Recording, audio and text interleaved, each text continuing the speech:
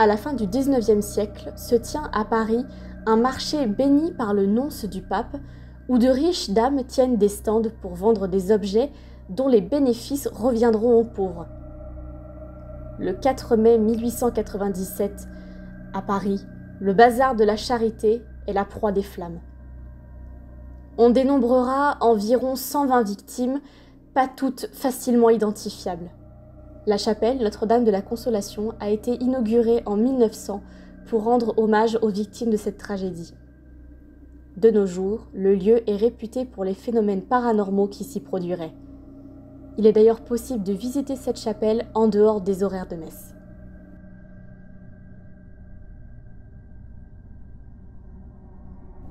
Dans le Paris du XVIIIe siècle, la place vient à manquer pour enterrer les morts. Alors, les autorités de la ville décident de réhabiliter les anciennes carrières de pierre qui courent sous la ville. Les cimetières les plus anciens sont vidés et les os sont amenés sous terre. On dit alors que les sous-sols de la capitale seraient habités par le spectre d'un homme vert qui hanterait les galeries et porterait malheur à tous ceux qui le croiseraient. À ceux qui se demanderaient pourquoi un homme vert ? Prudence cependant, ne vous aventurez jamais dans les catacombes sans être accompagné par un professionnel. Entre la désorientation, les risques de blessures ou de chute et les endroits inondés en cas de fortes intempéries, vous pourriez vous aussi finir par trouver la mort parmi ces défunts pluricentenaires.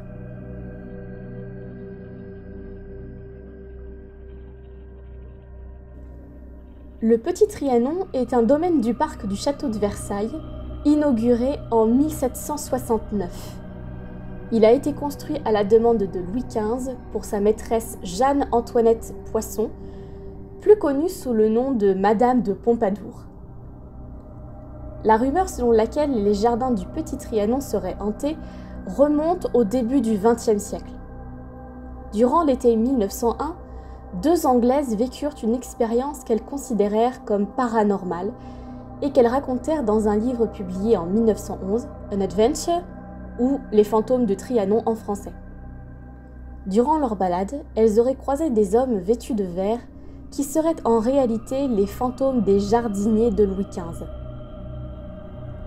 Une femme, elle, dit avoir croisé, en train de dessiner, le fantôme de Madame du Barry, dernière maîtresse de Louis XV, exécutée pendant la Révolution française. Mais alors, que foutent là les jardiniers de Louis XV dans l'histoire ?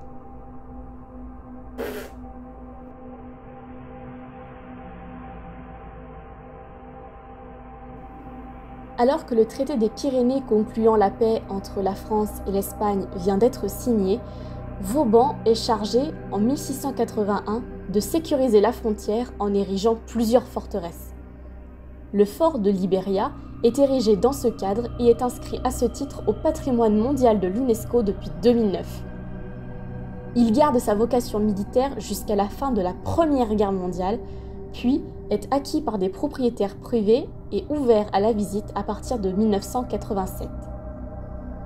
Pendant sa période militaire, les cellules du fort accueillent toutes sortes de mécréants, prétendues sorcières et autres faiseuses d'anges anonymes. Mais 2 figures d'un des épisodes les plus sulfureux du règne de Louis XIV y ont également fait un séjour de plusieurs décennies. Ces 2 femmes, impliquées dans l'affaire des poisons, sont Anne de Guesdon et la Chapelain, femme de chambre et femme à tout faire de la marquise de Brinvilliers, décapitée pour ses méfaits en 1676. Les âmes de ces personnages historiques entraient encore les souterrains de l'édifice.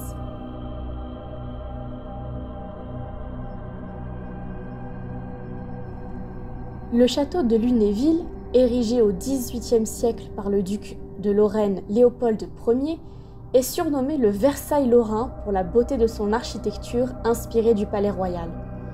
Mais Lunéville semble victime d'une malédiction étrange. Depuis 1719, il a été ravagé 13 fois par les flammes dans des circonstances souvent inexpliquées. Selon la légende, c'est la rupture d'un contrat qui causerait le malheur des lieux. En 1737, c'est le roi de Pologne, en exil, et beau-père de Louis XV, qui prend possession du palais et y installe sa cour. À cette époque, la mode est au nain de compagnie. Et ainsi, Stanislas Leszczynski ne déroge pas à la règle et adopte en 1746 le nain Nicolas Ferry. Ce dernier, surnommé Bébé, fait preuve d'un tempérament très irascible et manque de pousser un de ses semblables dans le feu par jalousie. Ainsi, lui et le roi auraient noué un pacte pour trouver une épouse à Bébé. Stanislas échoue et le nain meurt d'une grippe à l'âge de 23 ans seulement. 2 ans plus tard, c'est le souverain polonais qui meurt à son tour après que sa robe de chambre ait pris feu.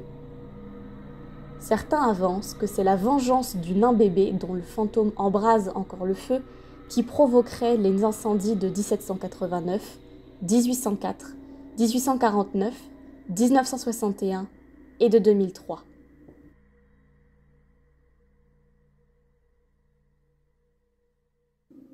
Construit au XIIIe siècle puis entièrement remanié au XIVe, le château de Bonaguil, en Lot-et-Garonne, est célèbre pour une histoire assez étrange autant que pour son architecture. La légende raconte que les lieux seraient visités chaque année au mois de novembre par le fantôme de Marguerite de Fumel, châtelaine de la seconde moitié du XVIIIe siècle, décédée avant la Révolution française. Autre fait notable, la forteresse abrite d'étranges représentations sur certains de ses murs, à l'image d'un dessin de fantôme ou d'un graffiti en langue inconnue que l'on peut découvrir pendant la visite.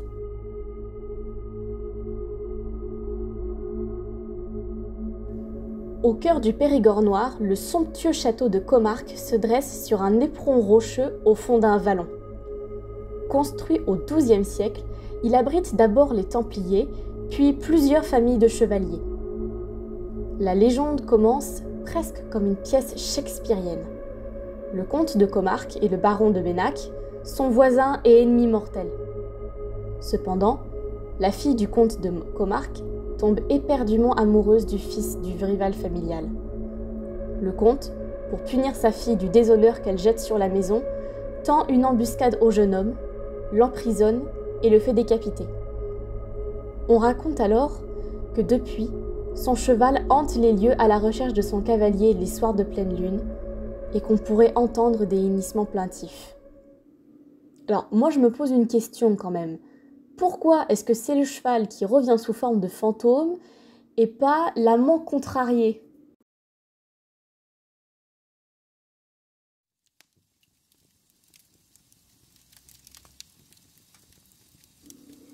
Cette série de vidéos est la toute première que je réalise et je vous remercie de l'avoir visionnée.